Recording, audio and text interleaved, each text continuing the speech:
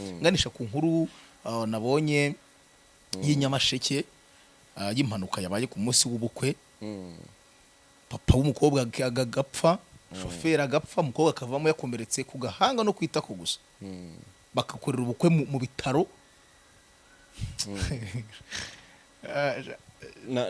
nabibonye umutima ukomeye nabibonye ariko ngiye nibajije nanjye hari ahantu nashyizemo akabazo harimo ibintu bibiri ashobora kuvuga ngo reka mfatirane umukunzi wanjye n'undi yarapfuye hato n'ubundi ataza kuba yenda yaviriyemo imbere akaza gupfa kandi narasezeranye cyangwa se Imana yaransezeranyije ko nzakora ubukwe cya kabiri ashobora kuba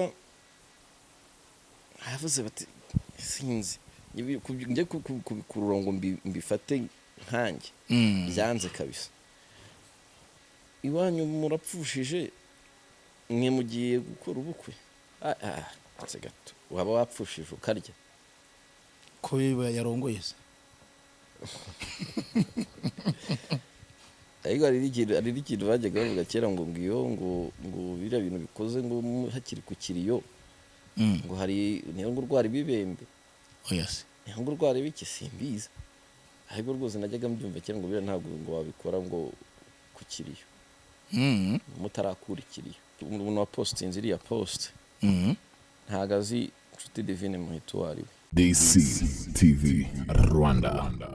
Ndabasuhuje yemwe mbaye nikaze mwitubana umunsi ku wundi mwese mukora mukanakurikira amakuru n'ibiganiro byacu gatanu kuri gatanu ni DC TV Rwanda yewe nitwa Romeo Janvier icyumweru kiza kuri Clement DC icyumweru kiza icyumweru kiza harya isabato navuga ngo isabato nziza kuvuga umunsi w'umugisha umunsi w'umunezero hakundi wasengeye ari ndabaye umudivi imyaka n'imyaniko by the way hari ikintu uranyibutsa umuntu wambwiye rwose ati tujye dutagiza umurongo wo muri Bibiliya wari uzi se ko warangiye kuri iki kiganiro wari uzi ko ari wa wundi aya nari nzi wararangiye se Yesu ararira aya ntago ari wonyine none se nkubwire n'undi muri Yobu handitswe ngo nako nzi yuko ushobora byose kandi nta kibasha kurogoya imigambi yawe sugo sumurongo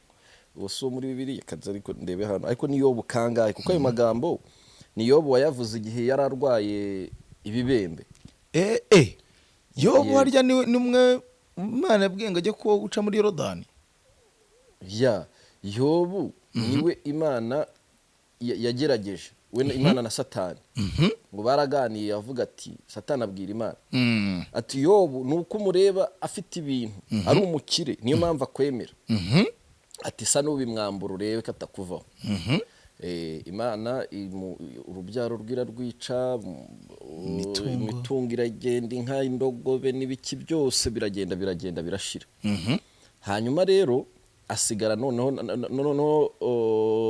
Imana iramubwira ati hoya ati nawe mugezeho ibibazo reka atakwihakana Imana iramubwira ati ndamuguhaye ariko singuhaye ubuzima bwe yamuhaye umubiri abamuteje ibibembe rero akajya yishima bigeraho n'inzara zirashira umugore akajya amubwira ati ariko aretse iyo Mana yawe ukipfira ukagenda neza ngo umugore niho Satani yari yaciye yari yaciye mu mugore urumva ati waretse iyo Mana yawe ukareba bajyaja ukigendera amahoro yo baramubwira ati ntabwo ushobora byose hari nibwo yavugaga ati nzi yuko ushobora byose abwira Imana kandi nta kibasha aranyiganiye mwene data ngo ni Yobu 42 igice 42 umurongo wa 2 ni 2 umurongo wa 2 ati nzi yuko ushobora byose kandi nta kibasha kurogoya imigambi yawe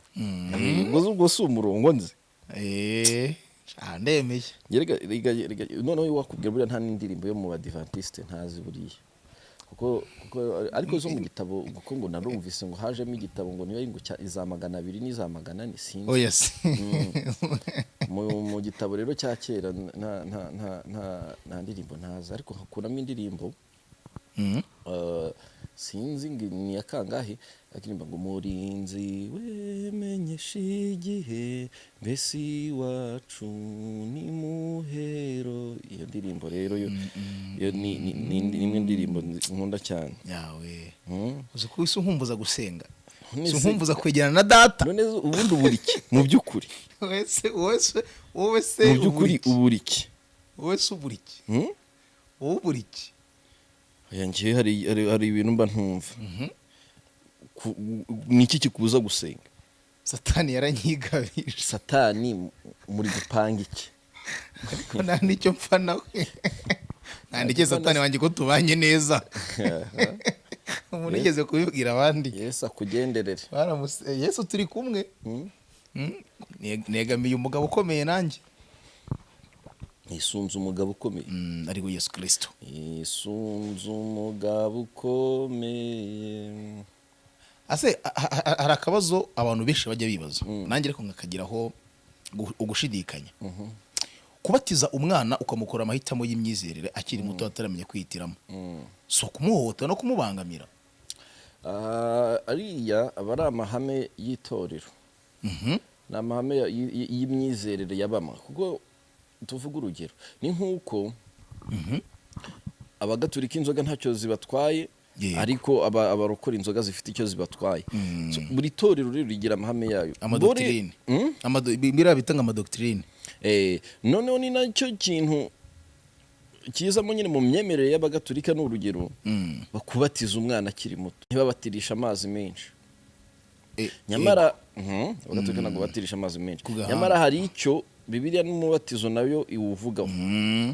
Umubatizo w'amazi menshi, kuko ni n'umuhango na Yesu yakorewe, yabatijwe mu mazi menshi, ubwo yabatizwaga na Yohana umubatiza. Hano umubatiza niwe abayuda bamubajije ati se ni wowe Mesiya twumvise bahanuye? Ati reka tuzaza wese nana pfundura n'udushumi twe. Ati mutegereze undi. It's the same na ni Petero ninde abigishwa n'abahanuzi ni bande babajije ati Yesu ababaza ati se abantu bavuga ko ndinde? Nabigishwa n'abigishwa bamwe bagenderaga 12. Bamwe bakavuga ko Eliya, bavuga ko rumuhanuzi. Mwe mubona ndinde? Ati mwebwe noneho muvuga ko ndinde. Petero niwe wasubije turi Kristo turi Mesiya. Ubwo rero n'umubatizo w'amazi menshi hari icyo Bibiliya uvuga. Yego nuko ni igihanga umuntu agirana na Kristo, niba byita kuvuka ubwa kabiri. Hari naho Yesu ndumva ari ahantu yari kwigisha, abwira abigishwa rega ndi umwana akuriye mu idini nuko isi igenda itubangamira. Ndabyumva pe. Ubu ndabyumva. Najyaga mu masatelite, cyo twitaga satellite. Nanjye nazigiye batwigisha amavuna ahubwo. Satellite se batwigishaga cyangwa batwerekaga filime? Satellite yari filime ya Yesu. Satellite yazagamo ni ibyigisho. Hari umupasiteri njya nibuka witwa Mark Finir ninde, ariko yabaga abwiriza hari n'usemura nyine. Ibyo byigisho rero nabikurikiraga 5 kuri 5. 5 tukajya mu cyo bitaga soirée musicale muri collège adventiste y'Igitwe kwa bari nesano. Kwa bari nesano. Ari nesano ari muri korali ikomeye cyane yitwa PD Esperance. PD Esperance uzi icyo bisobanura mu Kinyarwanda? Sinajye ko mise byibagirwa. Nikira ahubwo Esperance ni hope, ibyiringiro. Yego waraborotse. Niba ari ijwi ry'ibyiringiro se.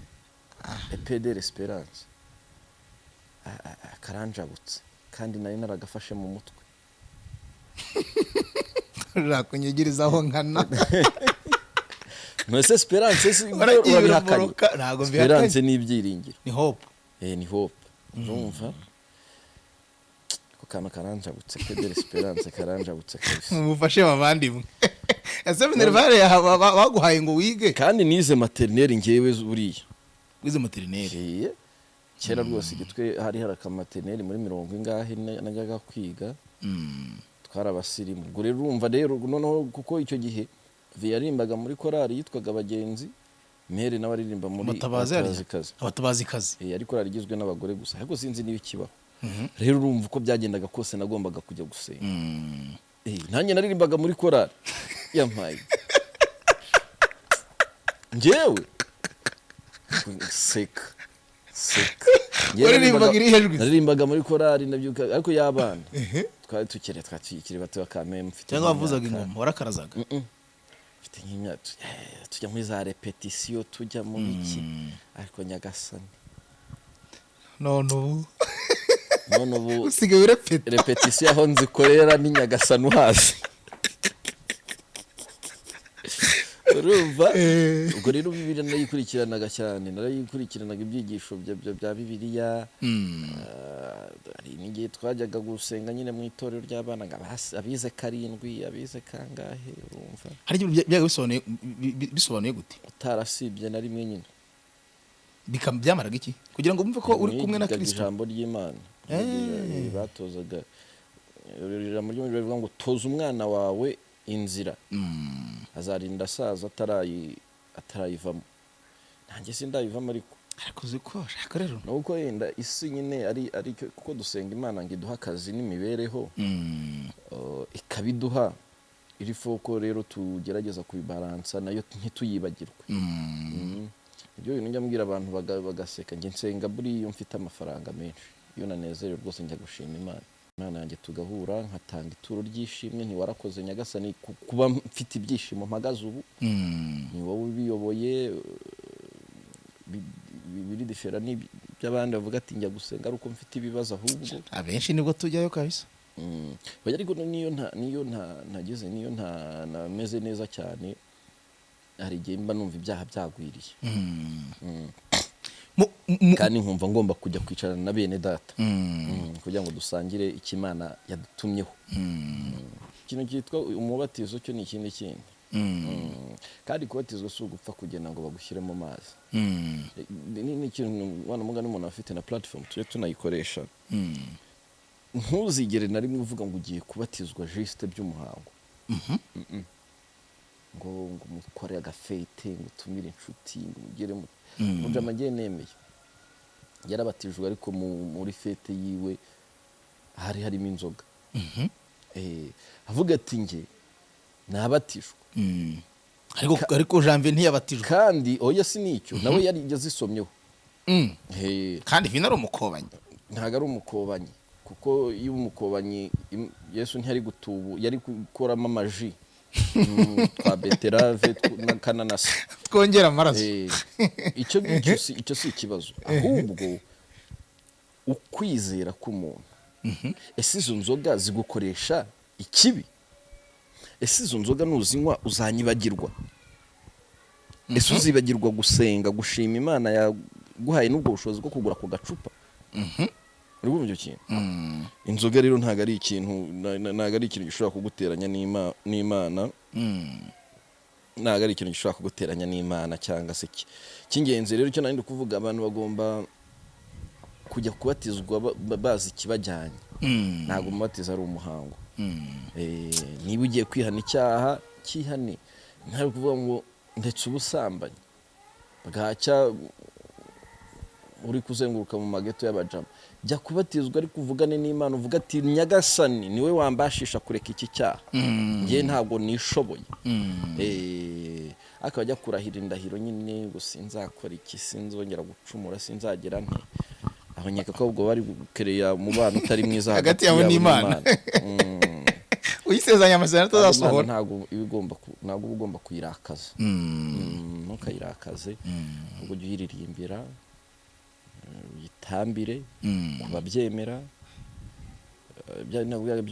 by'amatorero agiye atandukanye nko mu Adventiste ntibasirimba ngo babyine bagire yego ariko bakavuga ati reka dutambire Imana so buri nyemerere y'umuntu nicyo kintu navuze iyo bije ku kintu cy'imyemerere ya mpariberite umuntu wese akemera ibyo ashaka yego buri sinagushyiramo ngo emera ibi hari n'abatemera umubatizo abayisilamu barabatiza bora abayisilamu oya batiza oya nabo basenga Allah ntabwo babatiza Imana ishobora byose imyemerere y'umuntu icy'ingenzi n'ibya bintu byajemo ngo gusengera gusengera kari mwese bikarangira muvuga ngo musenga Imana yahiye mu ijuru ikindi ni iki kereka ngiye ari byo nyambwira abantu nsengera ahantu hariho hose mumva bavuga Imana kandi kuko nkumva ko abo bantu bari mu murongo watuma nanjye ngira amatsiko yo gukurikira iby'Imana iduhamagarira yego ntago mvuga ngo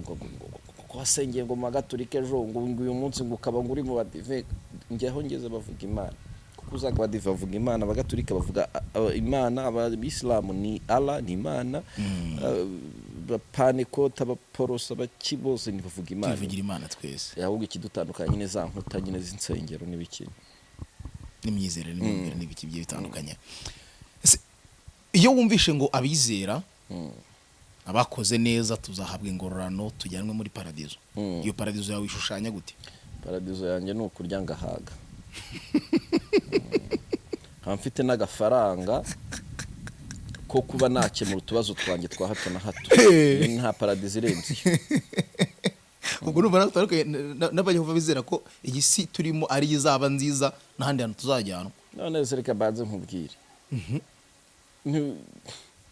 tugera ahantu heza hari akajaride hameze neza ati dore hani muri Edeni yego ati tujya mu ijuru tuzagenda ku magare y'amazahabu yego urumva abantu bafashe tuzanaguruka n'amababa bamwe bafashe ibintu bo bumva ko birenze baba ari byo bavuga tuzabona amagare ya zahabu kuko tuzi igiciro cya zahabu yego icyo ari cyo tuzagenda ku nyanja y'ibirahuri ntizihari se ni Dubai yego pisine z'ibirahure ni tuzajya ku mbuto tutabonye mu isi tukashyiramo ibintu birenze uri kubyumva yego umunezero w'umuntu nta paradizo irenze ngize ngo ugiye kuba nka Bruce Melody ku munezero w'umuntu wa mundi bayicupa nuwo nguwo rero uwo ndi wemera agacupa bya nyabyo iyo yakabonye akakanywa kizihira ubu nabo bari muri paradizo ye paradizo ni mu mutwe mu mutwe gusa ariko nanone tugera none abandi abanyera ari noneho bo bakabizana ati tugera mu ijuru Imana izaduha abakobwa b'amasugi kuko bumva ibyo bintu birenze ikintu kirenze ukumva nicyo tuzagenda tuzaguruka kuko bumva ko kuguruka n'amababa ari ibintu birenze kuguruka baguruka abantu buri gihe se mu ndege bagira bate ntibanagerageje bakagera n'abagera mu isanzure urumva bya bintu byo kuvuga ngo mu ijuru ni hariya hejuru kandi se ni ikizeru iba yikaraga ubwo iyo ducuramye noneho uvuga ngo mu ijuru ni hariya hejuru nigeze mbitekereza wa ni imyizerere ngani wayonga icyo wizeye kikubaho niko bivuga kwizera kurarema nkuko nizeye ko nzaba umukire yego ariko bikajyana no gukora kandi ngomba kuba umukire bwo nta gitangira hari abantu bahanurira ngo uzakira agahita yiryamira ati buriya Imana yarabirangije yanjye mpita nkubwira nti rwose umbwiye ibyo nanjye narinze kukubwiye ngo uzabimbwa umubano mfitanye n'Imana nta kintu na kimwe sinakubwiye isomo ngiye nkunda kumfasha buri gitondo sayi muzahabwa shake muzabona kumange muzakingurirwa yego mu ntumwa za Yesu nihe yagukomaga ugendeye kuri story mu ntumwa za Yesu ntumwa za Yesu se ubundi mbwira meshano mu ntumwa za Yesu harimo Yohana Umubatiza Yohana Umubatiza Yohana Umubatiza ntago ari mu ntumwa za Yesu Yohana Umubatiza se ko Yohana Umubatiza ntago ari mu ntumwa za Yesu Yohana Umubatiza igikorwa yakoze no kubatiza Yesu kandi bamufataga nk'umuhanuzi nawe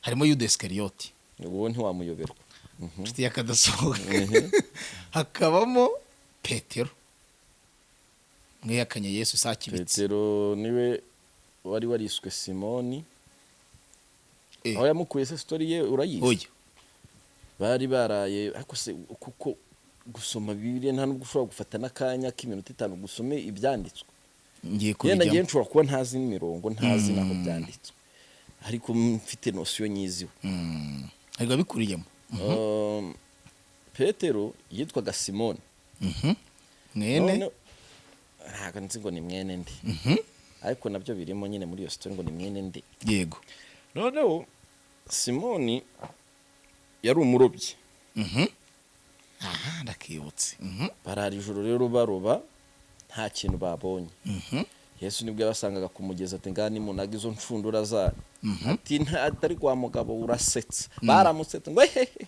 barase ati wisetse imikara atubura tuje twe dufite experience yo kuroba twaraye uyu munsi nyine nuko biba byagenze Yesu arababwira atari ko mwana azinshundura mukambureminga nyuma mukankwena nyuma ebana abajama banazinshundura bahita bakuramo amafi batigeze babona mu buzima bwabo bahamagara n'abandi barobyi baraza barafatanya kuroba hanyuma nibwo batewe n'umuhengeri oya biterwa n'umuhengeri n'indi nkuru yasinziriye Yesu yasinziriye icyo gihe ari gutoranya abigishwa none harangije Simoni aramubwira ati mwigisha ngomba kugukurikira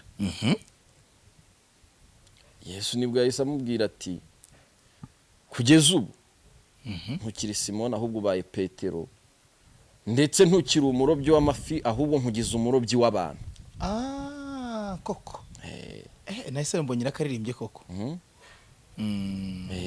sukiri nkugize umurobyi w'abantu ba Janvier abojyo bafata bakeremo bigisha ijambo ku buryo bahinduka ntago kuroba abantu ari abaguye mu mazi ngajya kuramo oya ahubwo nabaguye mu nyanja y'ibyaha baba bagomba guhinduka uko byagenda kose uziko nenge kuvuga ngo Petero na Simoni oya Simoni niwe Petero kandi ariwe muntu umwe mu bigishwa na Simoni ari mufitemo Simoni niwe Petero kimwe nuko n'abayuda ari bayuda babiri yego kandi Yesu nawe ava mu muryango w'abayuda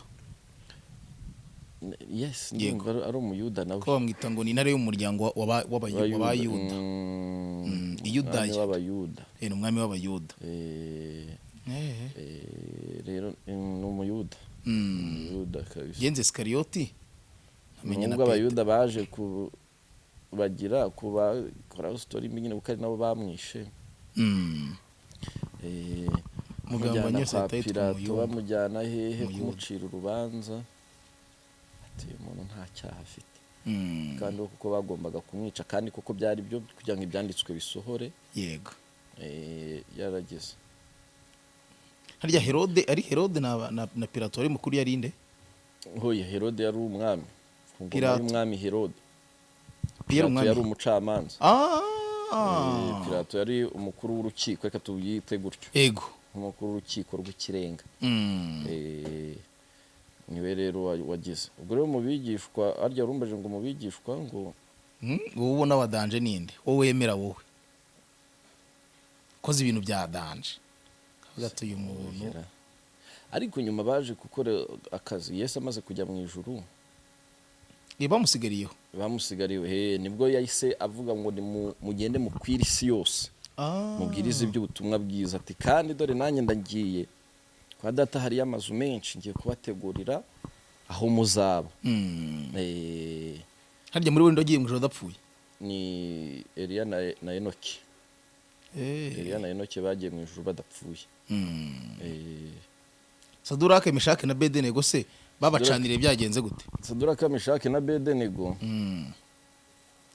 harya ubwo story yabo yo ndayibukara ni bagiye ku mwami Potifari no kwa Yosefu hari umwami Nebukadinezari harya niwe wahindutse inyo apfarisha ibyatsi kubera gusuzugura Imana yes ndumva ari Nebukadinezari yabatoranyije ngo bamubere umugaragu abagaragu barangije bageze ibwami ashaka kubaha vino n'ibiki nibyo story cyane kwitiranya n'iya Daniel ko ari mu rugobo rw'intare umwami ati ni mu ibishyimbo ngewe gusa n'amazi none basadura kabo umwami numva niba yarashatse kubaha wino niba yashatse kugera gute story sinyibuka neza none baravuga we afite nk'agasuzo baravuga ati ntago imyemerere yacu n'Imana dusenga yatwemera gukora ibi bintu uri kudusaba ngo yafashe rero atabanaga mu itanura yarabakaranga noneho abashyizemo marayika arabasangamo ati se ko twabataye ari batatu tukatubonamo n'uwa kane bava mu itanura rwose basa neza bakeye nta kibazo hari n'undi bigeze gucanira mu ngunguru yuzuye amavuta avamo ngo afite kabiri nk'akagahinja niba ari Petero bacaniriye amavuta bamuterekamo yahiye kabisa bamuterekamo ahita avamo ari baby face avamo yifitiye akabiri nk'akuruhinja bamukora ati uri muzima ati organizer Imana itari bayari Daniel we yanze kunywa kuri vino no ku biryo byiza by'umwami yagombaga nayo kuba umwe mu begera Daniel nawe yasobanuriye Nebukadinezar yasobanuriye amagambo yari yanditse ku rusika ku gikuta yari yarose ku munyabwenge Daniel yabonye inyandiko ku rusika maze asoma ayo magambo yo n'indirimbo yakora twavugaga randitse ngo bafite bazagira ishyano bazabona ishyano abamenye ijambo ry'Imana barangiza bakarikerensa nkana nkawe koko wafashe mikoro ukajya kubwiriza oye dago kabajene nkawe wabavana kugasiza n'umuhamagaro ni passion cyereka abo nyine basigaye babijyamo juste byo business n'ibiki biraho ndabari ngira na sinzi ndakuriye nkabona ko nta mavuta kurimo nundi nkamuriya nkavuga ntuyu muntu ni muzima kwa muri ibisi sigaye bigoye ku mavuta biragoye kuko irondo ryivanze n'ibisambo kandi biba byinshi noneho kandi ibisambo biba byinshi kurusha irondo rero bisigaye binanirwa kutureba ibi ni daso cyangwa n'umujura biragoye ariko ngenda kureba nkakumenya kabisa ntawe navuga ubu ngubu atazagira umuntu uvuga ngo kutamvuze cyangwa kutagize utubwo nta mavuta mfite cyangwa se ati kuki wavuze kanaka ariko ndababona Imana iranakora nabonye Imana irakora ngewe nyambibona Imana irakora ibitangaza ukabibona kabisa bwira Imana ati Nyagasani Imana ngusabye iki kandi koko kigakunda si no kuvuga ngo ngusabye iki uvuga ati mpumugisha wawe yego ukawubona kandi koko so mu bigishwa rero ikintu kirenze ni nuko sometimes ntago buriya bigishwa bari babereyeho kuvuga ngo bigisha abandi ahubwo Imana Yesu yari ameze nk'aho ari kubahugura yego hanini kuko bakoranaga n'ingendo akagenda batera story babwira inkuru y'umubibyi yateye imbuto zimwe zigwa mu mahwa izindi zigwa mu mabuye izindi zigwa ahantu heza gutyo agenda babwira inkuru kinibiki hahirwa bakene mu mitima yabo yego kuko aribo bazabona ubwami bw'ijuru handagaga ati biragoye ko umukire yakwinjira mu bwami bw'ijuru bigoye kurusha uko inzovu yaca mu mwenge urushinge bigisha mu buryo bwinshi bugiye butandukanye bigishwa rero bari babereyeho kwigishwa kugira ngo bazigisha abandi niyo mpamvu bahise babwira ati kwirakwire imihanda yose mugende muvuga izina ryanjye. Niyo mpamvu ijambo ry'Imana riri mu ndimi nyinshi cyane kabisa. Okay. Yes. Aha. Na filime ya Yesu iri mu ndimi maybe z'isi yose. Ari naco nazibonyeho kabisa n'ikinyarwanda. Yego ikinyarwanda niyo twarebaga. Naho ngo ikirenze n'ukuntu uriya muntu wakinye filime ya Yesu atenemera Imana.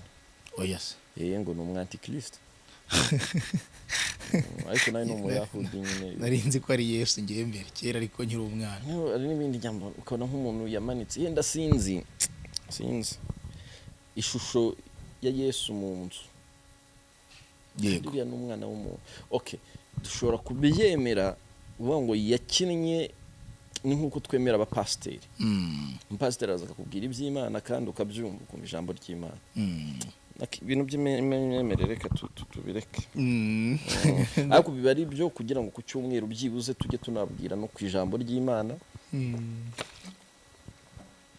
Kuko hari abantu muri mu rugo, hari n'abantu bikundira showbiz, yambonaga kuriya mu bugambo n'icyo atari kuburya na kirema soma Bibiliya. Agatereka nanjye nge nsomamo cyangwa se nkuko tuba tuvuze iyo story akumva ari interesse akavuga ati kanjye gushaka ya story yuzuye. Yego. Ibyo bibaho niyo mpamvu ugatikoresha ubushobozi Imana yaguhaye urebe ko hari umuntu umwe cyase babiri wahindura mu buryo bwiza ariko. Okay. Ubwo nari mpereye kuvuga nti Imana sometimes noneho hari igihe ku cyumweru ari umukozi w'Imana turimo turagirana ibiganiro ku cyumweru tukajya ducisha ijambo ry'Imana ariko risirimutse ubwo no kuvuga kigisha nyine umukozi w'Imana ufite amavuta atari amasukari ufite erayo twigire mu byacu. Nari mbikomojeho mpera ku mikorere y'Imana nganisha ku nkuru nabonye y'inyamasheke y'impanuka yabaye ku munsi w'ubukwe. Papa w'umukobwa agapfa, shoferi agapfa, umukobwa akavamo yakomeretse ku gahanga no kwitako gusa. Bakakorera ubukwe mu bitaro. Nabibonye umutima ukomeye nabibonye ariko ngiye nibajije nanjye hari ahantu nashyizemo akabazo. Harimo ibintu bibiri. Ashobora kuvuga ngo reka mfatirane umukunzi wanjye n'undi yarapfuye hato n'ubundi ataza kuba yenda yaviriyemo imbere akaza gupfa kandi narasezeranye cyangwa se Imana yaransezeranyije ko nzakora ubukwe. Cya kabiri ashobora kuba yavuze bati sinzi njye kubikurura ngo mbifate nkanjye byanze kabisa. Iwanyu murapfushije mwe mugiye gukora ubukwe ahandi agafitamo ko ari urukundo nyarukundo. Rwose atahubwo uyu mukobwa n'umuhungu akareka gakwiye kubagororera kuko batanze urugero rw'urukundo nyarukundo. Nkuru yangize ntago ndayisobanukirwa kabisa. Tekereza kuri Ngir nanone umunsi w'ubukwe n'imyiteguro n'amikoro makeya byose byagiye ku murongo. Barimo barerekeza kujya mu rusengero. Impanuka ikaba abateka batetse amakote yakodeshejwe bakaba badatekereza ko bazabona ahandi hana amafaranga.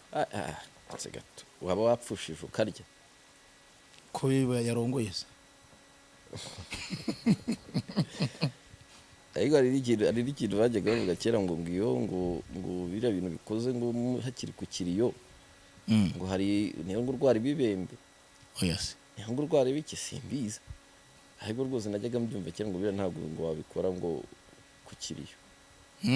Mutarakura ikiriyo cyuta gukura. Yego.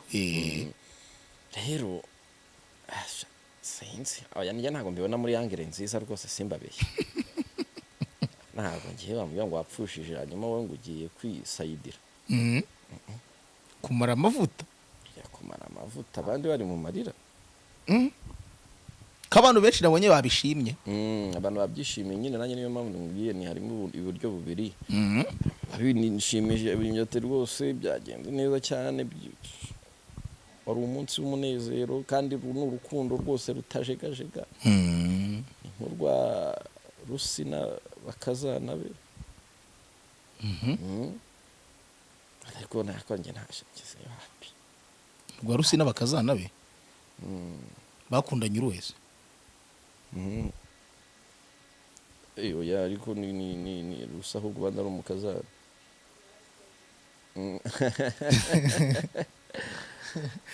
zaguha umwanya ukajya ubwiriza abantu ku cyumweru of course urumva njya ntabwo nabibonye mu buryo bwiza kuko njye n'izo mbaraga sinazibona okay.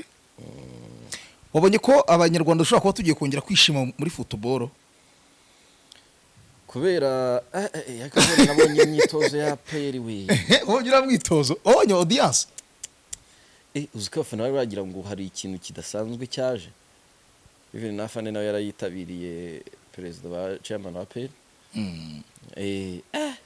cyaze ndakubwiza ukuri football y'uyu mwaka n'umutoza noneho yakiye bagire baza n'umutoza noneho ufite izina toza amavubi uzi ibyo akora toza amavubi yasezeye ngo yashesha amasezerano ngo abanya kandi kazi keza mane habwe cyubahiro ngiye biranshimishije nakubwiza ukuri uyu mwaka tugiye kubona ibyishimo muri ruhago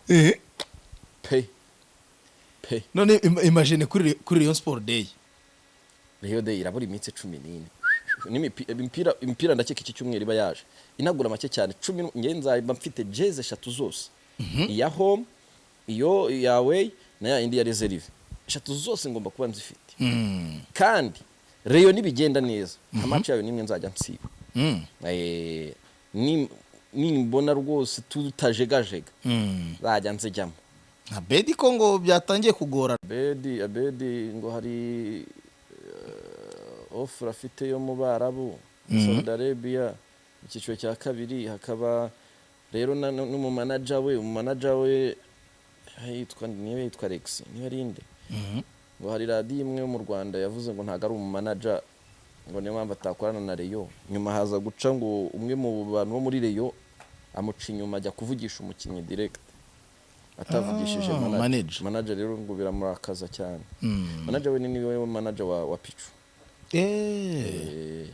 abakinnyi kayariye mugabo kayakoreye Pichu bivuga ko yahawe 40 yerekiritemo kuzagembwa bingahe ku kwezi umushahara cyatanu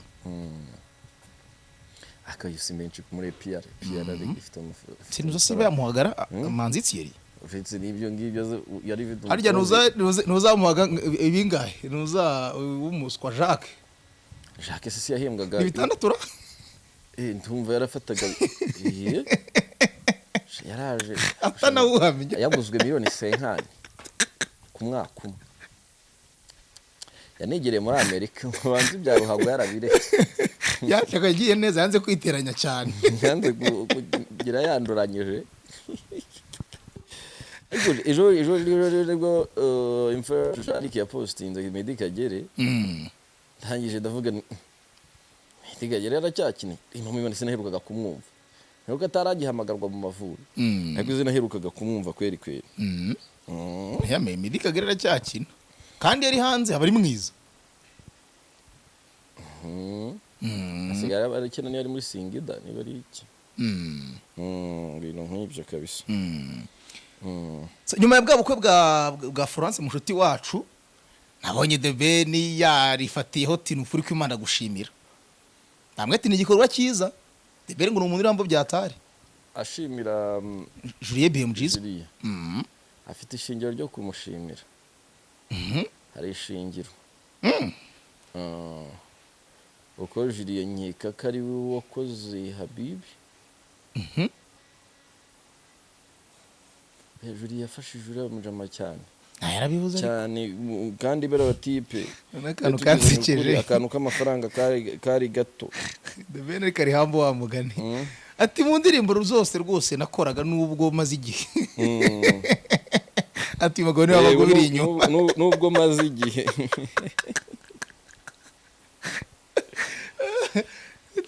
na nikizere dufite na nikizere dufite ko hari kizahinduka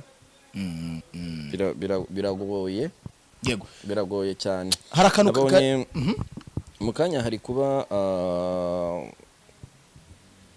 inama ya RPF yego umuryango wa RPF wa mwami umutware w'abakono yaje gusaba imbabazi. yego ati ndasaba imbabazi abanyamuryango wa RPF, ngasaba imbabazi ubuyobozi bwacu yabo bw'igihugu ndetse n'ubwa RPF by'umwihariko. yego nkanasaba imbabazi abo natumiye bakagwa mu makosa batabigambiriye nabitewe no kudashishoza ndetse no kutareba kure ngo menye ingaruka byakozwe byo kwimika umutware w'abakono bishobora guteza. bijeje ko ibisa n'ibyabaye bitazasubira kuko tugomba kubakira ku bumwe bwacu nk'abanyarwanda. mwita Kazoza Juste. ibyo byari ngombwa kabisa. rwose yahawe umwanya muri kongere ya RPF. by the way turaza no kwicisha hano kuri DC TV Rwanda, turaza kwicisha aho baze gukurikirana uko umuhango wagenze wose. Okay. nari mbuze ni iki cyo kiri personal kuri wowe. ejo bundi uposting video ya Clement Inkirigito ari kumwe na Juno. Juno ti indirimbo ikirenge kira ni igisigo ni igiki Inkirigito ikirenge tugiye kuyijyana studio dukore umuziki. nawe uti kwizihirwa urangije ati reka tutegeze turebe ko bizaba. aya bose yo niyo usuye inyuma muri video areba ko nabantu bose bari gutanga amafaranga. maybe ko yasanzwe we ntayafite kandi ari umusitari anone hanicaye imbere. ati indirimbo recording ngaha ho kucyugora kuri negative side buri gihe niyo bikenewe. positive baba bagomba kuyikora aricyo kigambiriwe. nese ngo nategeze ukareba ati kibona gishobora kuzagenda gutyo. turi kumwe turi biriya bimaze ibyumweru bibiri. yego turi kwita kiba kujyana 3 ngaha hondi nikorwa uzayinzanira uvuga ati dore ngiye yakozwe. nikorwa album uzayigura nikorwa uzayigura nzayigura rwose. nzayigura bya album ariko ejo nzakumanukira operation bantu banjye. ejo mbafitiye operation yitwa atareshya ntaramukanye. iyo operation kiyorere irimo nkuduki tubongeho gato yakano kareshya bongeje abandi bakahita yikurikirana. ariko nanone ariko ubwo yitwa atareshya ntaramukanye. atareshya ntaramukanye kandi muzabona ko muboneka atareshya. hari ibintu bigomba gucika, ibintu byo kutabwiza abantu kuri bigomba kugabanuka kabisa. babikunda batabikunda ariko nzi neza ko kugeza ku gihe nzaba ntibasha kuvuga kuri mikoro. yego ntazagendera mu murongo nk'uwo mwamenyereje abandi. oya rwose. so ejo bundi ubwo dutegereje ubwo atareshya naramukanye ku munsi w'ejo, ariko mu minsi mike ishize nibwo hasirikiye aka video ka Miss Rwanda 2022 December n'ubu ngubu Muheto Divine Nshuti ari mu mukenyero rwose ubona ari mu birori by'ubukwe. Mwumvishe umwami w'abakono.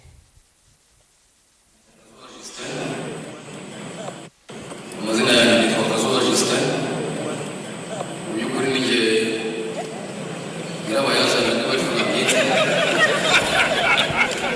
aba mbere na mbere baje gusaba imbabazi nyakubahwa chairman kandi namushimira ko zisaba ko gushimangira n'ubundi yarazimpaye. ngasaba imbabazi umuryango, ngasaba imbabazi abanyamuryango bandi nashyize mu makosa abatumira bakagwa mu cyaha cy'umunani. mu by'ukuri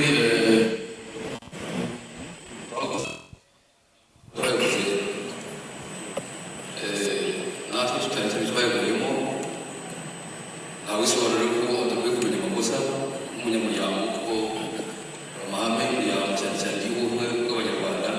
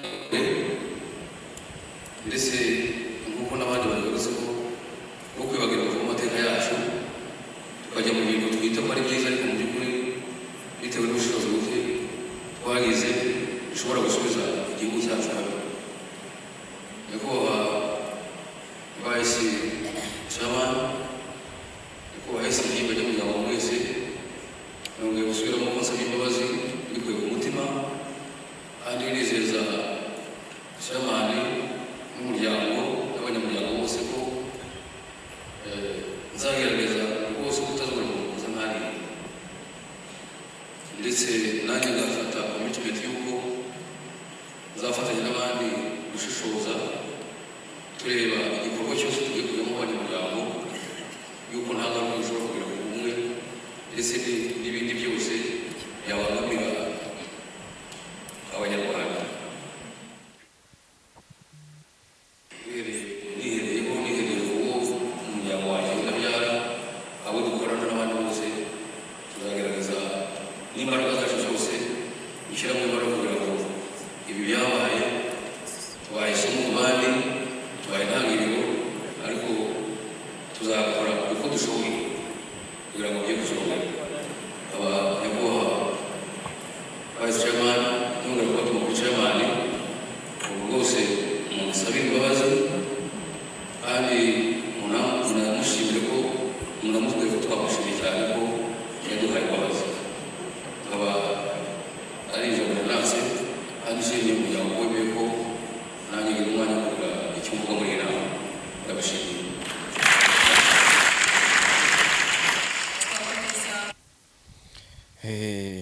Rero ni umutware w'abakono.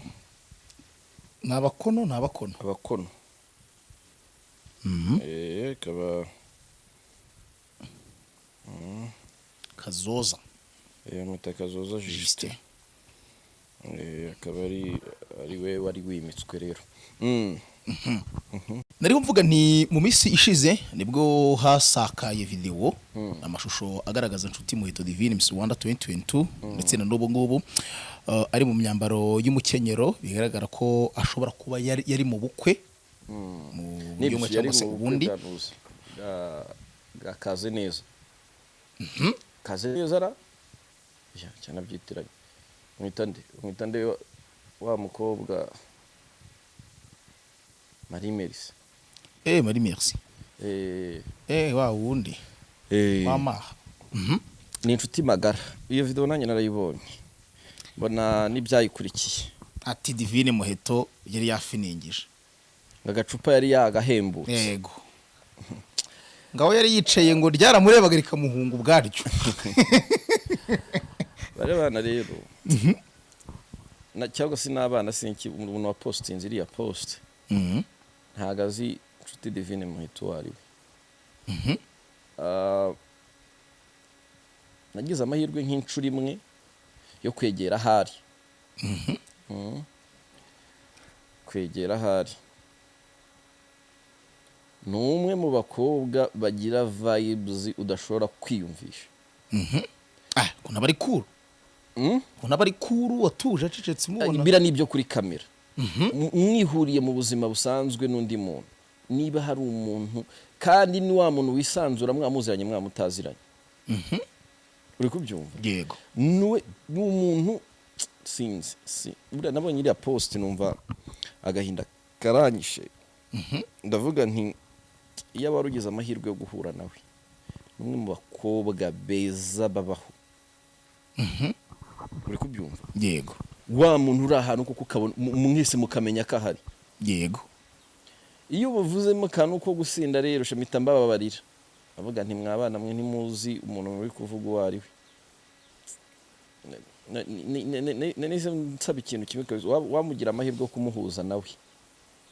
Arishima, arizihirwa mu buzima busanzwe, ari n'umuntu utakureba ngo uri kanaka ngo uri iki ngo umunezero utabavuye mu ndibo.